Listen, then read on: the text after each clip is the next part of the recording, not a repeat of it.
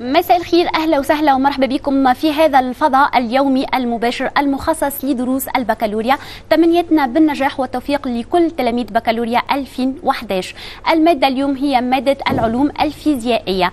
كنا منذ تقريبا ساعة حاطين على ذمتكم خط هاتفي لاستقبال كل أسئلتكم واستفساراتكم. الخط الهاتفي هو 71 800 814 وأيضا 71 280 089.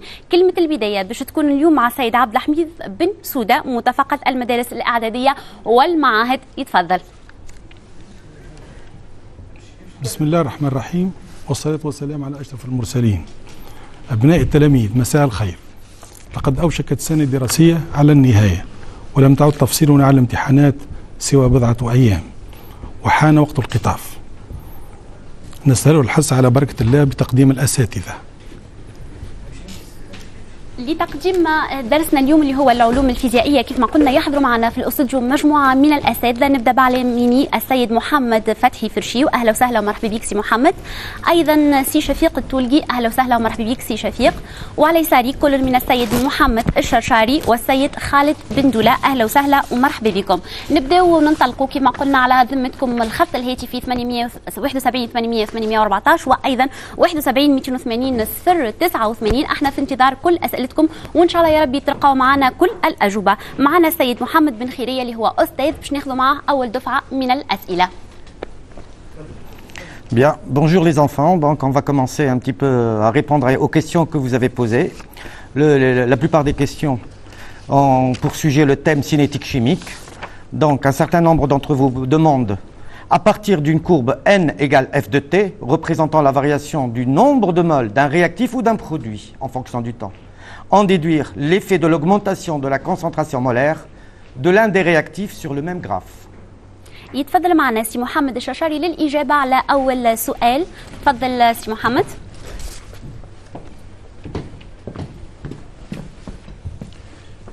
Chers élèves, je vous souhaite une bonne réussite au bac et j'espère que vous allez profiter pleinement de cette séance. Donc on commence pour répondre à cette question. Donc, pour répondre à cette question, je vais considérer le système chimique qu'on connaît tout le monde et qui contient la solution d'iodure de potassium et la solution de peroxodisulfate de potassium. Donc voilà l'équation de la réaction. Donc 2I- plus S2O8 donne I2 plus 2SO4 2-. Donc le tableau d'avancement de cette réaction,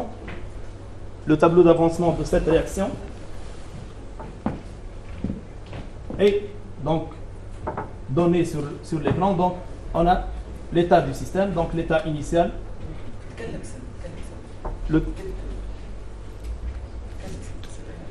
وي سي محمد تفضل. نعم ثم اشكال فيما يخص الميكرو. اشكال تقني نحاول نعاونك كان تحب سي محمد. تفضل. Donc le tableau d'avancement, le voilà. Donc l'état du système, donc l'état initial, l'état intermédiaire, l'état final.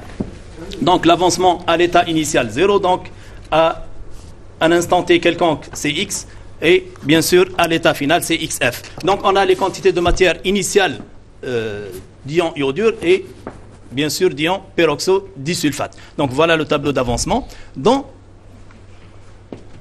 cette bien sûr étude, on va considérer que l'ion I- est le réactif limitant. De telle manière, on a le N0 de I-, donc divisé par 2 est inférieur à N0 de S2O8 2- divisé par 1. Donc comme vous le voyez, le 1 et le 2, ce sont les coefficients stoichiométriques. Donc on aura N0 de I- moins 2XF est égal à 0. Donc le XF est égal à N0 de I- sur 2. Donc dans ce cas, on a I- le réactif limitant. Donc on a le N final de I- est égal à 0, c'est-à-dire N0 de I- moins 2XF est égal à 0. Donc XF est égal à N0 de I- sur 2. Mais le N final de S2O8 2-, c'est le N0 de S2O8 2- moins XF. Et vous remarquez que le nombre final de S2O8 2- s'écrit en fonction du nombre de moles ou de la quantité de matière, comme vous voulez, de I-, donc initial. Donc, de même, le nombre final de I2, il s'écrit en fonction donc de du nombre de moles initial de l'ion iodure. Donc le nombre final de I2 est égal à N0 de I- divisé par 2. Donc c'est très important de connaître ça. C'est que ces nombres de moles à l'état final de l'ion S2O8 de moins et de I2 s'écrit en fonction de la quantité de matière initiale de I-. Donc on va passer au premier cas. Donc dans ce premier cas, ici bien sûr, je vous rappelle le système chimique. Donc la condition pour laquelle on a I-, le réactif donc limitant. Et on va voir l'influence de l'augmentation de la concentration du réactif en excès. Donc dans ce cas, le réactif en excès, c'est l'ion peroxodisulfate, le S2O8 de moins. Donc on va essayer de voir l'influence de l'augmentation de la concentration du réactif en excès, tout d'abord sur la variation de la quantité de matière de I-. Bien sûr, cette augmentation de concentration de S2O8 de moins n'a pas d'influence sur la quantité de matière initiale de I-, mais bien sûr, elle a influence sur la vitesse de la réaction, c'est-à-dire la rapidité de la réaction, étant donné, bien sûr, que la concentration d'un réactif est un facteur cinétique. Et comme vous le savez, les facteurs cinétiques sont donc la concentration d'un réactif, ou des réactifs si vous voulez, la température et le catalyseur. Donc le rôle maintenant de la concentration, de l'augmentation de la concentration de l'ion peroxodisulfate, c'est un effet cinétique. Il va augmenter seulement, bien sûr, la vitesse de la réaction. Donc la réaction va être plus rapide. Elle atteint bien sûr son état final dans un temps plus faible. Donc, dans ce cas, on va passer au deuxième cas, c'est-à-dire à l'influence de l'augmentation de la concentration de l'ion S2O8 de moins sur, si vous voulez, on commence la variation du nombre de moles de I2. De même, si on regarde ici, donc ici on a dit que le nombre de moles de I2 c'est XF est égal à N0 de I- sur 2. Et I-, comme vous le savez, c'est le réactif limitant.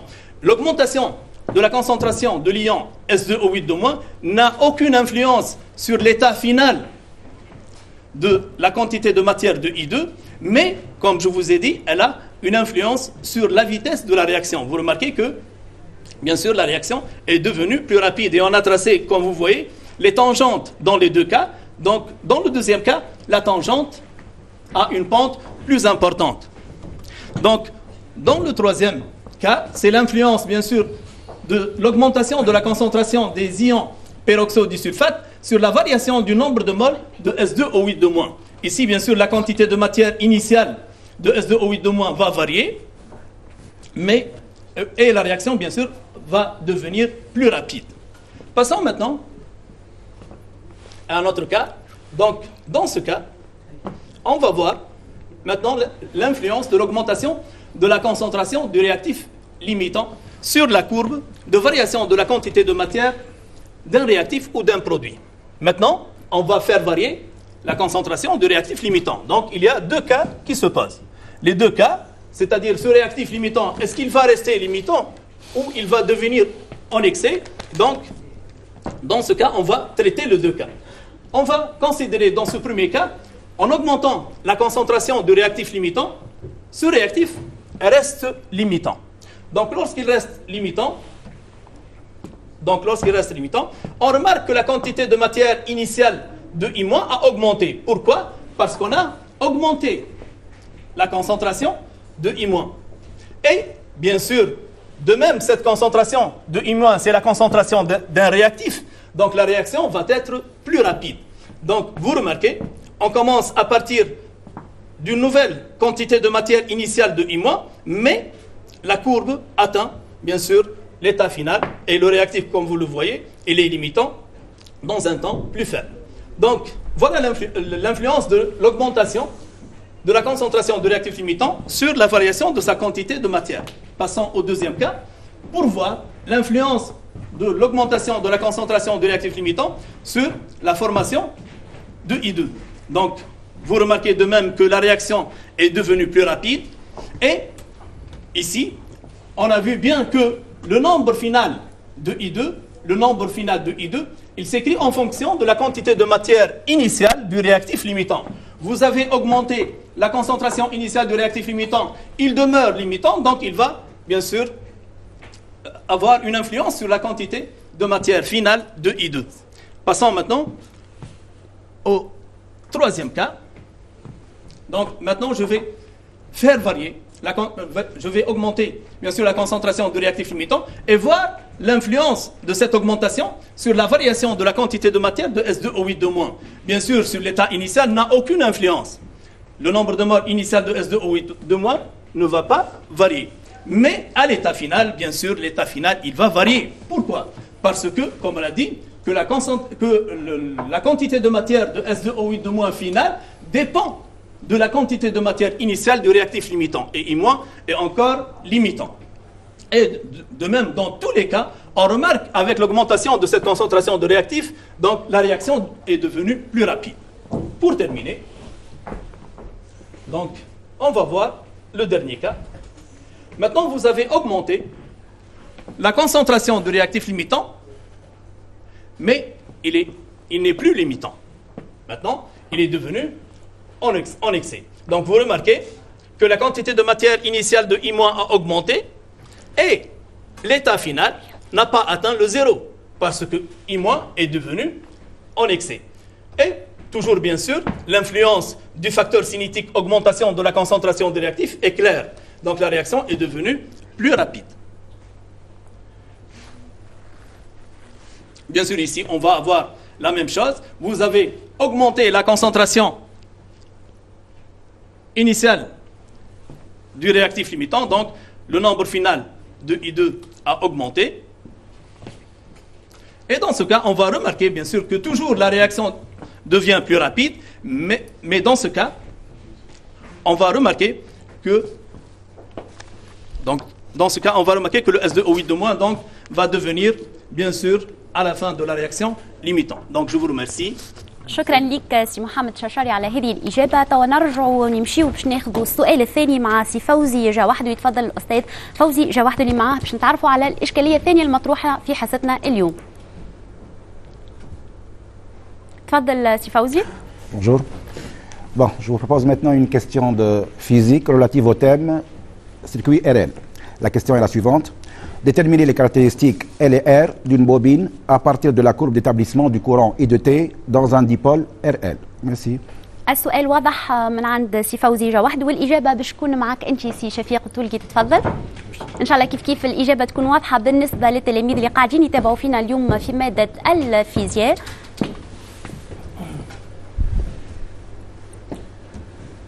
Alors, la question, c'est la détermination des caractéristiques d'une bobine, à savoir son inductance L et sa résistance interne. Alors, pour cela, nous allons prendre plutôt un générateur de tension, de FEM idéal E, un interrupteur, une bobine et un résistor. Alors, lorsque l'interrupteur K est ouvert, évidemment, le courant ne passe pas. Maintenant, lorsqu'on ferme l'interrupteur K, on va avoir établissement d'un courant, et ce courant-là, lorsqu'il s'établit, il n'est pas instantané. En fait, il n'est pas instantané, c'est parce que c'est la bobine, c'est l'inductance de la bobine qui s'oppose à l'établissement de ce courant principal. Et donc, vous allez avoir un courant qui s'établit. Voilà. Et la bobine d'inductance L de résistance R, la tension est alors, d'après la convention récepteur, on a choisi le sens du courant comme étant le sens positif. La tension UB de T, ce sera donc la tension qui est contraire au sens d'orientation positive. Et là, ce sera la tension UR. Alors ça, c'est la résistance R, et ça, c'est les caractéristiques de la bobine LR qu'on essaye de déterminer. Alors, pour cela, on va appliquer la loi d'Emaille. Alors, la loi d'Emaille, comme vous savez, c'est la somme des tensions dans une boucle fermée est égale à 0. Alors, on écrira donc, d'après la loi d'Emaille, la tension UB de T plus la tension UR de T moins la tension E est égale à 0. Donc, vous avez plus UR plus UB moins E égale à 0. Avec la tension UB, comme vous le savez, c'est en fait avec UB de T égale, alors, LDI sur DT plus petit r fois I de T. plus petit r fois I de t. Je ne sais pas si vous arrivez à voir. Et la tension UR de t, ça sera donc grand R fois I de t. Allez, on injecte ces deux expressions dans la loi des mailles. On écrira donc L dI sur dt plus la somme des R fois I de t est donc égal à E. Et c'est l'équation différentielle d'un dipôle RL soumis à un échelon de tension. Alors, pour déterminer les caractéristiques de R et L de la bobine, vous n'êtes pas obligé d'établir la solution de cette équation différentielle. Il suffit d'avoir les variations. Il suffit d'avoir les variations de l'intensité du courant au cours du temps pour pouvoir déterminer les caractéristiques de cette bobine. Alors, ce qu'on va faire, c'est la chose suivante. Je voudrais une nouvelle feuille. Voilà. Alors, pour cela, donc, connaissant donc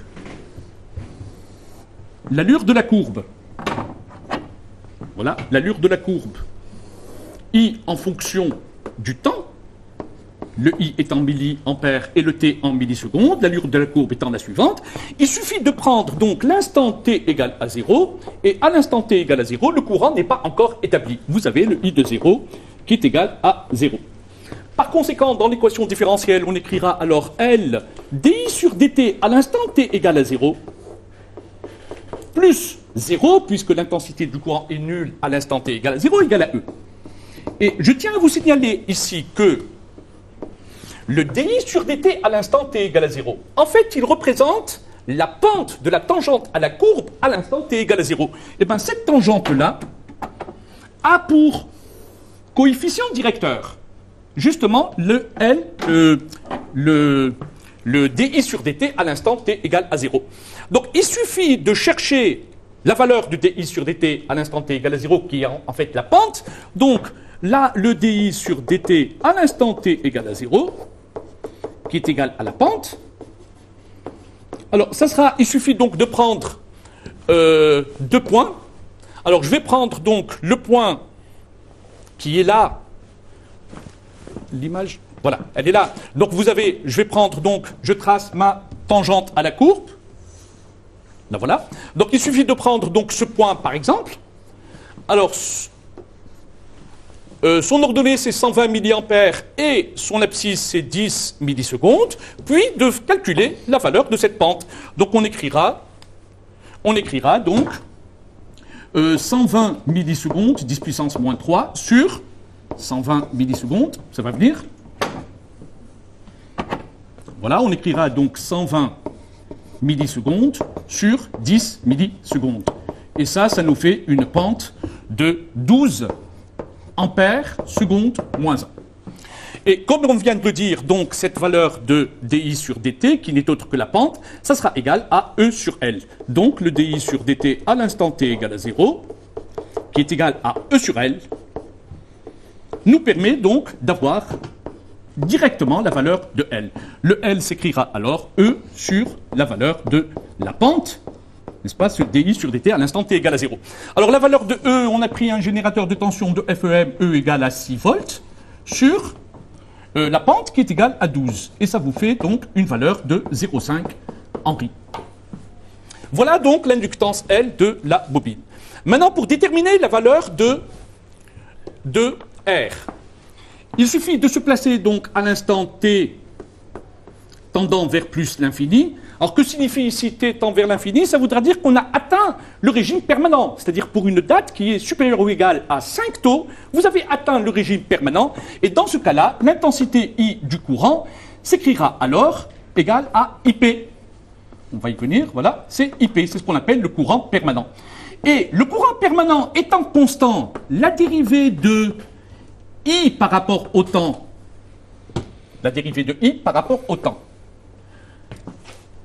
bon, ça, c'est les petits aléas. Donc, alors, le fait que le I est égal à IP, voilà. Alors, on va effacer ça. Voilà. Donc, le dI sur dt, dans ce cas-là, la dérivée de i par rapport au temps est alors nulle. Alors, je reviens donc à la loi des bails. On écrira 0 égale, alors 0 plus la somme des R fois le courant qui a pris sa valeur permanente, IP sera égal à E.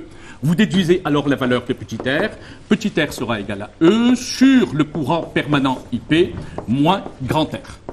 Alors, application numérique, vous écrirez donc R égale 6 volts sur le IP, c'est-à-dire 120 10 puissance moins 3, c'est 120 milliampères, moins la valeur 40, c'est la résistance grand R. Et ça vous fait donc 10 ohms. Alors, en vérification, nous allons calculer la valeur de taux. Vérification. Taux, la constante de temps, qui, elle, s'écrit, elle, sur la somme des R. Ça sera donc égal. Alors, la valeur de L qu'on vient de trouver, c'était 0,5 Henri sur la somme des R, c'est 10 plus 40, c'est-à-dire 10 millisecondes, 10 puissance moins 3 secondes. Alors, vérifions ça sur l'animation. Alors, voilà l'animation. Nous avons tracé donc la tangente à la courbe à l'instant t égale à 0. Nous allons tracer l'asymptote, n'est-ce pas, où le courant IP est permanent. L'intersection, justement, de cette tangente à la courbe à l'instant t égale à 0 avec l'asymptote I égale à IP vous donne un point dont l'abscisse va correspondre à la valeur de taux. On est là. Remarquez ici que lorsque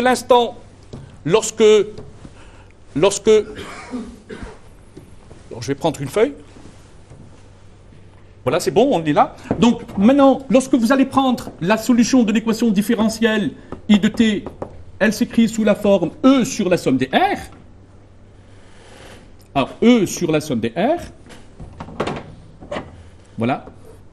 Facteur de 1 moins exponentielle moins t sur taux. Il suffit de se placer à l'instant t égale à taux pour finalement voir que le I de taux, dans ce cas-là, sera égal à E sur la somme des R, qui n'est autre que le courant permanent, multiplié par 1 moins exponentielle moins 1, qui est égal à 0,63.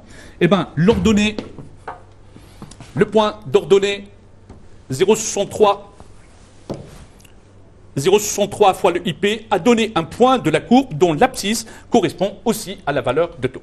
Voilà, je vous remercie. شكرا لك استاذ شفيق. ومره اخرى نمشي لسي محمد بن خيريه لاستقبال السؤال عدد 3 في حصتنا اليوم، ونذكروا انه مادتنا اليوم هي ماده العلوم الفيزيائيه. الكلمه لك سيد محمد بن خيريه. Un autre thème est aussi sollicité par un certain nombre d'élèves, celui de l'onde progressive à la surface d'un liquide.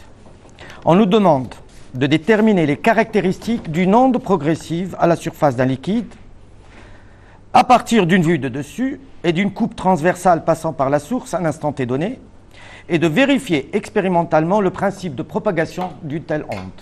هذه هي الإشكالية من عند سي محمد بن خيرية، الإشكالية الثالثة في حصتنا اليوم اللي باش يجاوب عليها إن شاء الله الأستاذ خالد بن دولة. تفضل سي خالد. Merci. Alors, pour répondre à cette question, donc, nous disposons ici, donc, sur cette simulation, donc, d'une cuve à onde. Cette cuve, donc, qui est représentée par ce rectangle bleu. Alors, nous allons créer une perturbation périodique en un point S, ici, au milieu de cette cuve à onde, à la surface du liquide. Et nous allons nous intéresser, donc, au mouvement du point S, du point A qui est situé à une distance D1 par rapport à la source, et enfin, un point B qui est situé à une distance D2 supérieure à D1, donc, qui est donc un peu plus éloigné que de S que de. Alors, donc nous allons sur ce diagramme représenter le mouvement de S. Sur ce deuxième diagramme, nous allons essayer donc de représenter le mouvement du point A. Et enfin, sur le dernier diagramme, celui d'en bas, on va représenter le mouvement du point B. Alors, nous avons aussi à notre disposition donc une coupe transversale, donc qui est représentée par cette fenêtre. C'est une coupe transversale de la surface du liquide et cette ligne rouge, elle matérialise cette coupe transversale. Donc, on va la voir ici. Alors, cette perturbation, donc, qui est une perturbation périodique d'amplitude de l'ordre de 4 mm, elle va commencer à partir de l'instant t égale à 0. Donc, on va l'appliquer au point S. Et nous, on va étudier donc le mouvement de S, de A, et on fait tous les points de la surface du liquide par rapport à un repère OY ascendant. Alors, on démarre cette perturbation et on va observer un petit peu ce qui va se passer. Donc, on observe ici, à la surface du liquide, qu'il se forme au point S des rides circulaires, concentriques, qui se propagent au cours du temps et qui donc s'étalent au fur et à mesure que le temps passe. On regarde ici, donc, au niveau de la coupe transversale de la surface de l'eau, que ces rides, en fait, donc on va faire un arrêt sur image, à un instant t quelconque. Ces rides circulaires, qui sont des rides brillantes et des rides sombres, sur cette vue de dessus, on remarque que ces rides circulaires, en fait, ce ne sont autres que des crêtes et des creux. Alors, cette ride qui est donc brillante, si je prolonge un peu ici, ça représente ici une crête. Cette ride qui est sombre, ça représente tout simplement un creux. Donc, en fait, ces rides circulaires, ce sont des rides circulaires sous forme de crête et de creux. Elles sont alternées, d'accord? On remarque ici, à partir donc de cette vue, que la distance qui sépare deux rides de même nature, c'est-à-dire deux crêtes successives ou bien deux creux successifs, que cette distance, elle est pratiquement la même. Alors, nous allons donc mesurer cette distance qu'on qualifie donc de longueur d'onde. Alors, pour ce faire, nous allons utiliser donc ici une règle, tout simplement. Donc, on prend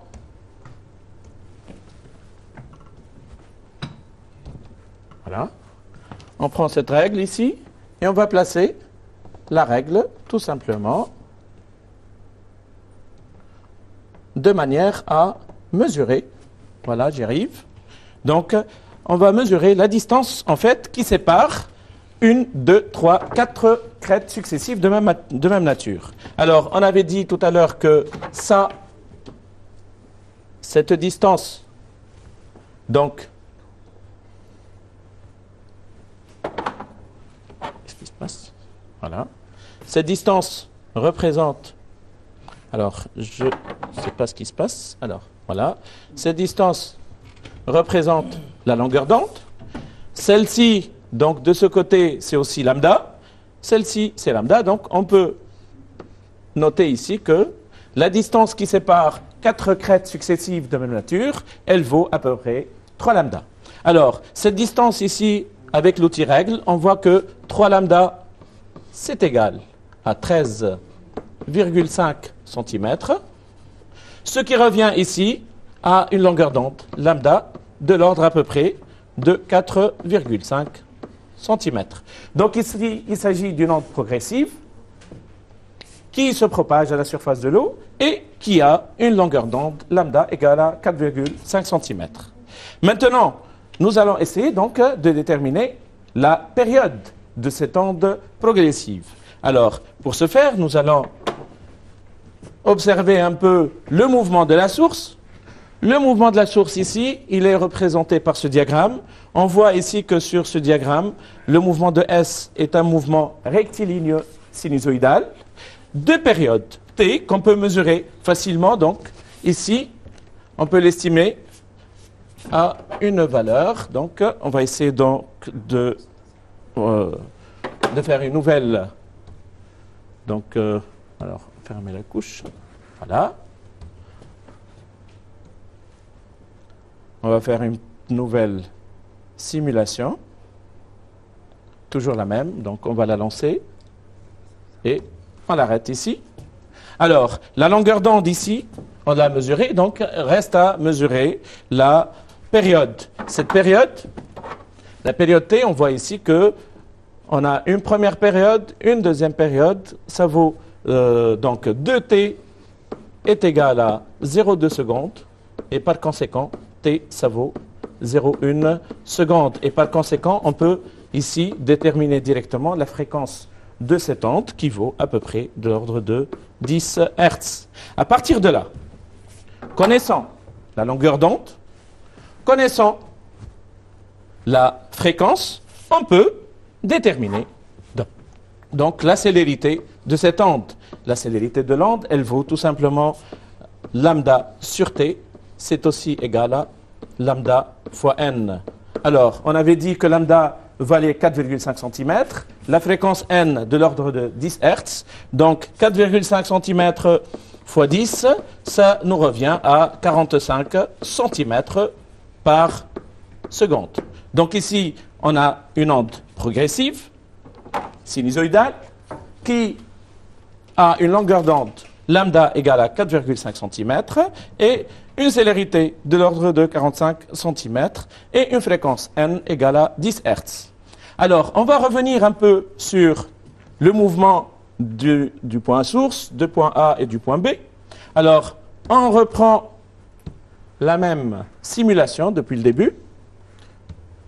Donc, on va essayer donc de répondre. Alors, là, j'ai fait exprès donc de relancer la simulation. Et on observe ici que le mouvement de S, il a débuté à partir de l'instant t égale à 0 dans le sens positif. Par contre, le point A, lui, il a débuté son mouvement avec un certain retard. Ce retard ici, on peut l'estimer à peu près à une valeur de l'ordre de 0,1 seconde. Par contre, le point B, qui n'est pas encore affecté par l'onde, on voit encore que l'onde n'a pas atteint le point B, donc lui, il est encore au repos.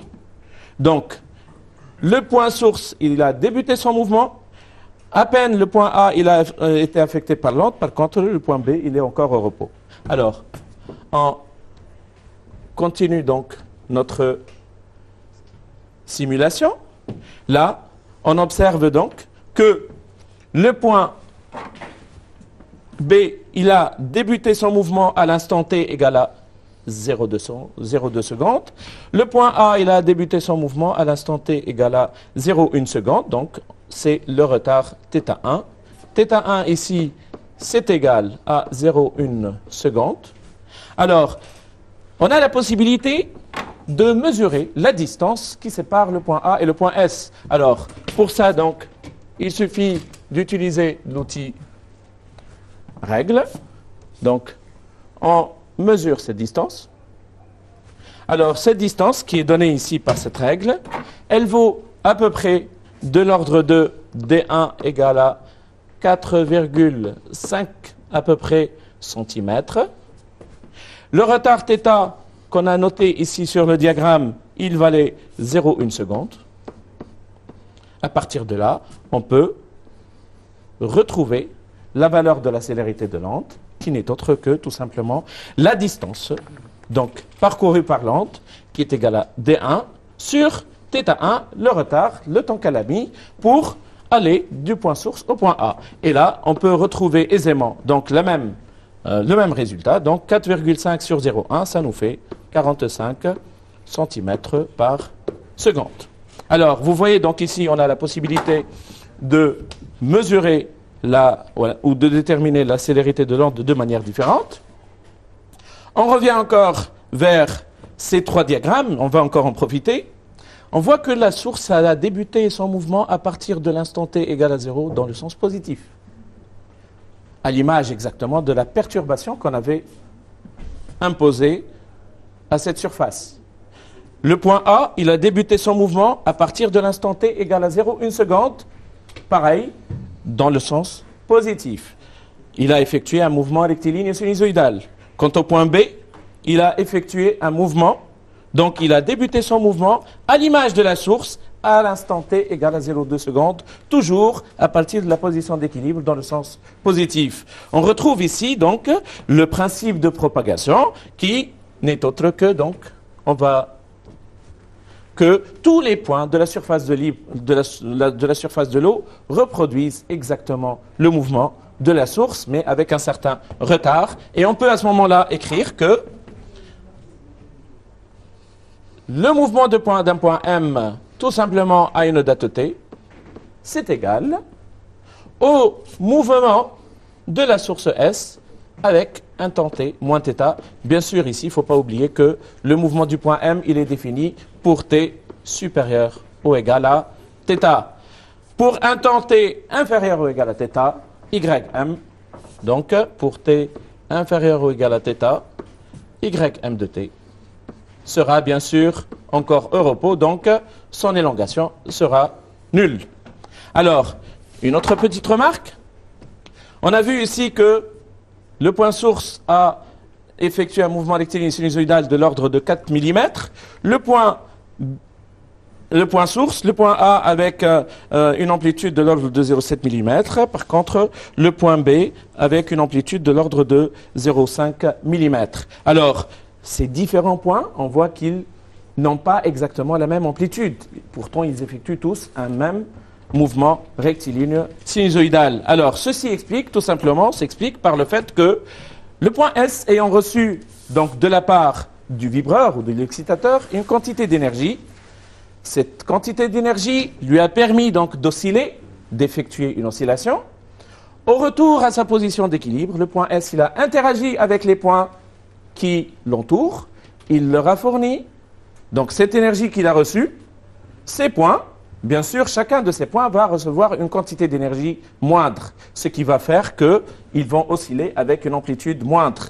Et ainsi, donc, de fil en aiguille, cette énergie se répartit sur un plus grand nombre de points, au fur et à mesure que le temps passe. Ce phénomène, tout simplement, ça s'appelle la dilution de l'énergie et qui est bien différent du phénomène d'amortissement. Sur ce, donc, je vous laisse mon ami donc pour la suite. شكرا لك سي خالد بن دولة على هذه الإجابة. نذكروا مشاهدينا أن دائما في انتظار أسئلتهم وحاطين على ذمتهم زوز أرقام هاتف. الرقم الأول 71 800 814 والرقم الثاني هو 71 280 089. نمشيو للأستاذ مرة أخرى سي فوزي جا وحده للتعرف على الإشكالية الرابعة مطروحة في حصتنا اليوم. Bon, je note que beaucoup d'appels traitent des dosages acide-base. Je formule la question donc, de la façon suivante. La question est, quelles sont les modifications portées sur une courbe de dosage d'un acide faiblement dissocié par une base forte lorsqu'on change la concentration molaire de la solution à titrer? Merci. شكرا لك سي فوزي. والإجابة باش تكون معك سي محمد فتحي فرشي وتتفضل للإجابة على هذه الإشكالية الرابعة المطروحة في حصتنا. وكيف ما قال سي فوزي الإشكالية هذه طرحت من عديد التلاميذ. Oui, bonjour chers élèves. Juste pour répondre à la question qui a été posée par ces élèves-là, je vais lancer une simulation qui va nous rappeler un peu... الميكرو Oui, qui va nous rappeler un peu l'application sur... voilà.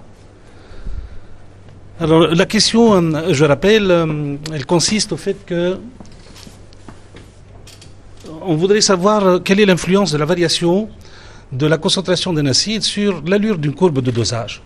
Pour ça, je vais d'abord commencer par le dispositif de dosage, en quelque sorte. Un dispositif de dosage, je voudrais avoir l'outil ici, s'il vous plaît, si Mohamed. Alors, dispositif de dosage, il est formé par d'abord une burette qu'on reconnaît avec son robinet, qui va contenir la solution titrante, et un bécher qui va contenir la solution plutôt à titrer. Dans ce bécher-là, on va introduire la sonde d'un pH mètre qui va nous permettre de suivre l'évolution du pH au cours de la réaction de titrage. L'ensemble est placé sur un agitateur et il doit exister ici un turbulent magnétique qui va permettre d'homogénéiser la solution. Si je passe à la feuille suivante, notre objectif, je répète, c'est le fait de voir quelles sont les modifications portées sur une courbe de dosage d'un acide faible. On va prendre le cas de la solution dans le bécher, c'est une solution plutôt aqueuse d'acide, c'est l'acide éthanoïque. Dans la burette, c'est une solution aqueuse de soude. L'allure de la courbe de dosage, on remarque que, comme il s'agit du dosage d'un acide faible par une base forte, il y a une petite variation du pH au départ. Là, dans cette zone-là, il va apparaître un changement de concavité qui représente ici un point d'inflexion, un saut de pH qui va présenter aussi le pH, le point d'équivalence, et après la courbe va se stabiliser au fur et à mesure que la solution de soude va être ajoutée. Si je modifie maintenant la concentration de la solution attitrée, la solution d'acide éthanoïque, je passe à une solution de concentration 0,02. Ici, il y a une petite erreur. Ce n'est pas une solution à cause de soude. Il y a une erreur là. Il faudrait la modifier. C'est une solution plutôt d'acide éthanoïque, juste à remarquer. Et la solution titrante, c'est une solution de soude de concentration 0,01 mol par litre. Remarque, la solution de soude a été conservée avec la même concentration, mais la modification, elle a porté seulement sur la solution d'acide éthanoïque. Et par conséquent, on remarque que l'allure de la courbe, elle est pratiquement identique à celle que nous avons obtenue dans le premier cas, sauf qu'il y a une petite modification qui est portée sur le pH initial. On remarque une petite variation du pH lors de l'ajout de la solution basique, un changement de concavité qui va présenter un point d'une importance capitale ici dans le cas expérimental, et un changement de concavité, un saut de pH, là où on va présenter un pH à l'équivalence, et la courbe elle va tendre vers une certaine valeur de pH bien déterminée. Alors, je répète encore, je rappelle la question, c'est que nous avons deux courbes qui ont à peu près les mêmes allures. Quelles seraient alors les modifications portées sur ces courbes-là si on utilise deux solutions de concentration différentes? Je passe à la page suivante où là j'ai superposé les deux courbes. Alors on remarque déjà avec ces deux courbes-là que la valeur du pH initial va être modifiée. Si je prends juste un outil crayon magique, je m'intéresse à ce point-là particulièrement. Vous remarquez que le départ, il commence avec une valeur de pH qui est différente. On a modifié la valeur de la concentration de la solution d'acide et par conséquent, la valeur du pH initial, elle va être modifiée. Si je passe après sur les allures de courbe, on remarque que déjà ici, un volume à l'équivalence correspondant à 20 millilitres. Pour la solution, on remarque plus concentrée, elle a une couleur rouge. Et par contre, le volume versé à l'équivalence, dans le cas d'une solution de concentration inférieure, je rappelle 0,01, elle a nécessité un volume pour atteindre l'équivalence certainement plus faible. Donc déjà, je remarque qu'il y a une modification, une variation de la valeur du pH au départ, concentration qui dépend de la concentration initiale, une valeur du volume à l'équivalence qui est modifiée, et une valeur du pH en fin de réaction qui va être modifiée. Ce sont essentiellement les variations portées sur ces allures de courbe de dosage. Si je passe à la feuille suivante,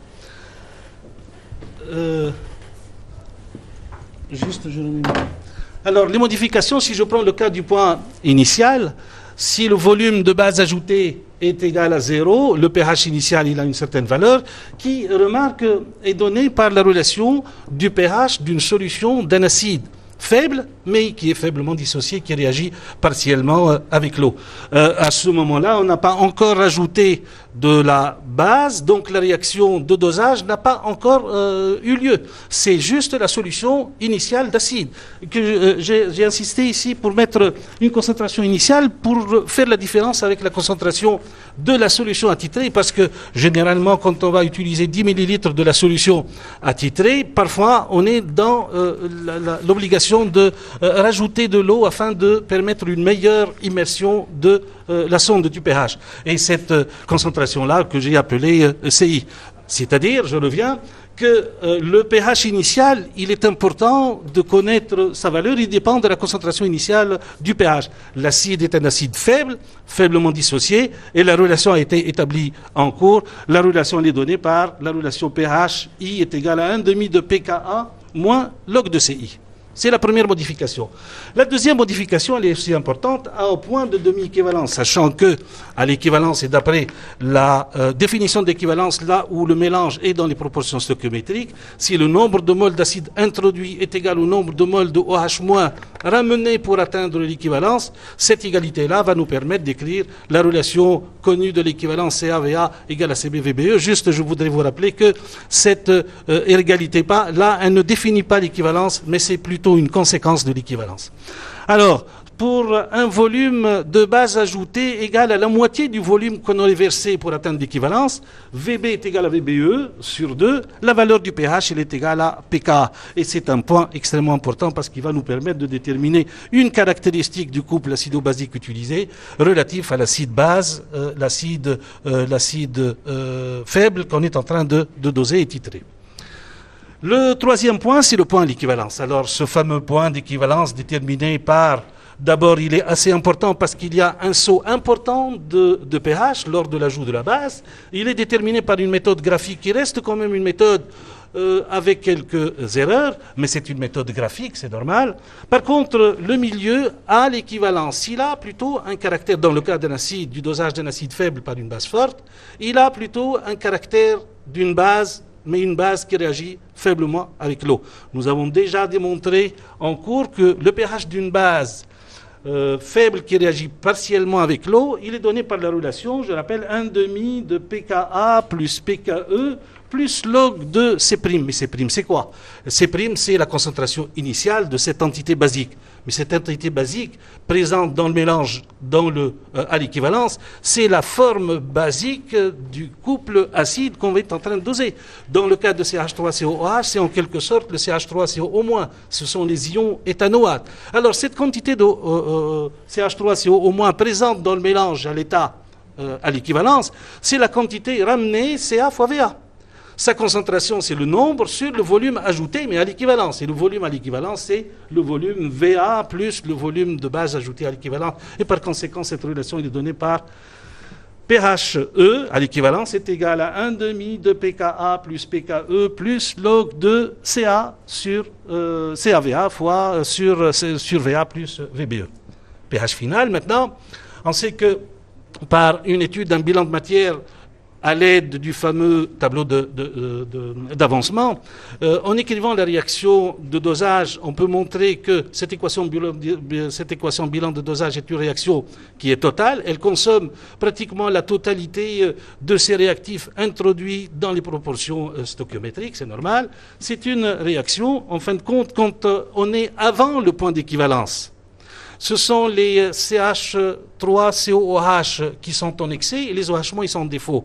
À l'équivalence, on le mélange et dans les proportions stoichiométriques, le nombre de moles d'acide est égal au nombre de moles de base ajoutés à l'équivalence. Par contre, quand on aura dépassé l'équivalence, ce sont plutôt les OH- qui vont être en excès. L'acide est totalement consommé et le pH, il est plutôt commandé, préparé ou déterminé par cette quantité de OH- en excès, qui est déterminé à partir de XF et de Xmax, remarque. Donc le milieu, il correspond à un milieu basique de base forte qui est les OH- introduits par la solution basique. Et par conséquent, si on a versé au-delà de l'équivalence un volume de VB de cette solution de soude, le pH final et le pH de la solution, il est analogue à celui d'une base forte. Mais le pH d'une base forte de concentration C, vous l'avez déjà établi en cours, il est égal à 14, pH est égal à 14 plus log de C, c'est la concentration de la base. Or, ici, notre base, c'est les OH-. Et les OH- introduits, quand on aura versé un volume VB, c'est CB fois VB moins Ca fois Va. Parce que si on a introduit CBVB, il y a une quantité qui a réagi avec les acides. On est au-delà de l'équivalence. Donc la quantité qui reste des OH-, c'est CBVB moins Ca fois Va. Concentration alors, c'est CBVB moins CaVa sur Va plus VB. Donc là, je récapitule en quelque sorte les différentes valeurs de pH pour les différentes valeurs de VB. Pour les 4 points, le pH initial, donc s'il va être modifié, oui, va être modifié si on change la concentration de la solution basique. Le pH à la demi-équivalence, là il faut faire attention, la valeur de l'ordonnée de ce point reste la même parce que ça donne toujours la même valeur de pKa, mais c'est l'abscisse qui va changer. Si le volume à l'équivalence va changer, le volume à la demi-équivalence, lui, va changer aussi, sauf que l'ordonnée reste la même, pH est égal à pKa. À l'équivalence, le pH va être modifié, oui, il ne faut pas confondre avec le cas du dosage d'un acide fort, avec une base forte. Si vous diluez les solutions, qu'elles soient titrantes ou titrées, le pH à l'équivalence reste 7. Par contre, dans le cas d'une réaction de dosage d'un acide faible avec une base forte, le pH à l'équivalence, il change aussi et vous pouvez déterminer votre valeur de pH à l'équivalence avec cette formule-là. Moyennant, c'est normal, quelques petites incertitudes dans le cas des approximations utilisées en vigueur. Le pH final, là aussi, le pH final, il change. D'après l'allure de la courbe, le pH final, il change. Je passe à une autre page. Pour ça, je récapitule encore. Si je prends le cas de pH initial, la valeur du pH initial est donnée par la relation 1,5 de pKa moins log de CI. J'insiste encore sur cette concentration initiale, je rappelle, qui tient compte en quelque sorte même de la dilution, qui permet une meilleure immersion de la sonde du pH mètre. À la demi-équivalence, pH est égal à pKa. Il suffit de détecter l'abscisse de ce point-là à partir du point volume à l'équivalence. À la demi-équivalence, pH est égal à pKa. Au volume, le pH à la demi-équivalence est donné par cette relation-là. C'est 1,5 de pKa plus pKe plus log de CA/VA sur VA plus VBE. Et le pH final est donné par la relation pH F est égal à pKe plus log de CBVB moins CAVA sur le volume du mélange. Si je passe maintenant à une autre simulation qui va nous permettre un peu de suivre la variation de la courbe de pH lors d'un titrage. J'ai la possibilité de choisir ici une solution d'acide éthanoïque. C'est une concentration différente que celle que j'ai utilisée dans mon exemple précédent. C'est une solution de concentration 0,1 mol par litre qui va être dosée par une solution basique. Je vais utiliser un indicateur coloré, par exemple la phénolphtaléine. Généralement, on utilise un indicateur coloré qui, le mieux adapté, c'est celui qui présente dans sa zone de virage le pH à l'équivalence. Et je lance cette simulation. Alors, je vois que l'allure de la courbe, elle est analogue à celle que nous avons expliquée tout à l'heure. Et là, si on va faire voyager un peu le curseur ici. Vous voyez ici, Mohamed. Juste, voilà. Voilà, vous déplacez, si vous voulez, Mohamed, avec le curseur. Vous voyez que le curseur, le déplaçant ici, on peut parcourir les différents points. La chose sur laquelle je voudrais insister ici, vous regardez en bas, vous voyez un bilan de matière correspondant à l'état initial. Nous avons introduit une certaine quantité de CH3COH qui est égale à CA fois VA. Quand on modifie le point ici, c'est la concentration de OH, la quantité de OH- qui change. Et CH3CO- qui apparaît suivant une certaine quantité. Là, si on se place en un point particulier, cette valeur-là, qui correspond à 5 millilitres, ce qui est analogue à VBE sur 2, vous remarquez que la quantité de CH3COOH, l'acide qui n'a pas réagi, qui est resté, comparée à celle qui est apparue suite à cette réaction de dosage, il y a une égalité entre ces deux formes. La forme acide est égale à la forme basique en utilisant la relation de Ka est égale à H3+, enfin la forme basique, concentration de la forme basique sur la forme acide, l'égalité entre les deux formes, et par conséquent on retrouve l'égalité Ka égale à H3+. C'est ce qui montre en quelque sorte qu'à la demi-équivalence, la valeur du pH elle est égale à pK. Remarque, on le trouve ici avec la sonde du pH mètre qui est dans le bécher. À la demi-équivalence, si le volume VB est égal à VBE sur 2, vous voyez qu'il y a une égalité entre les quantités de matière, forme acide et forme basique, et le pH mètre, il indique bien une valeur de pH qui est égale à la valeur du pKa du couple CH3COOH. Je termine par une dernière simulation. Si je lance plutôt une simulation du même type, de l'acide éthanoïque, avec un indicateur de la phénolphtaléine. Voilà. Les mêmes concentrations, je voudrais juste vous mettre en relief le fait ici, si on a, dans la partie que j'ai traitée tout à l'heure, on a traité le cas où on garde la même concentration de la base, de la solution titrante, ce n'est que la concentration de la solution attitrée qui est modifiée. Dans le cas où on modifie les deux solutions dans les mêmes proportions, c'est-à-dire, si je lance le dosage. Vous avez la même courbe qui apparaît. Une méthode de la tangente, des tangentes permet de déterminer le pH à l'équivalence. Le point, voilà, le pH à l'équivalence 8,7. Et si je vois l'influence sur l'allure de ces courbes en modifiant les concentrations de la solution titrante et de la solution attitrée, mais dans les mêmes proportions, on a une allure, des allures qui sont de ce type-là. Et vous voyez que le pH initial, il est modifié.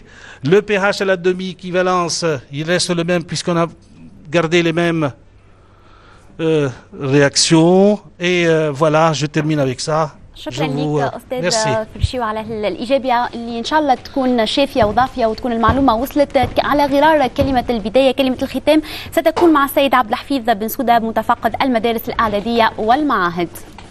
أشكر الأساتذة المناشطين على هذا العمل المتميز من النواحي التعليمية والبيداغوجية، ومن خلالهم أعبر عن امتناني الشديد واعتزازي بكل المدرسين الذين لم يدخروا جهدا في سبيل إنقاذ السنة الدراسية ونجاح التلاميذ.